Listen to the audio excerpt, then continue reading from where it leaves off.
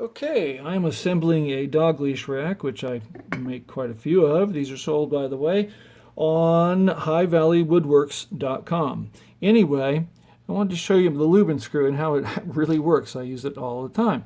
So I just put the tip of that in, right? Not a big deal, just a little bit on the end.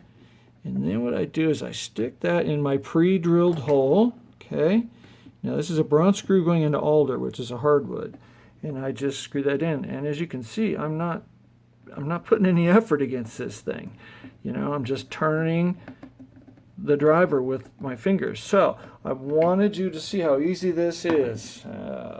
Lube-N-Screw. You can get this actually at High Valley Woodworks. I'm pretty sure I have it on my website. If not, I have it on our Etsy shop, which is East Lake Hardware is what it's called. So it's etsy.com/shop/East Lake Hardware, all one word.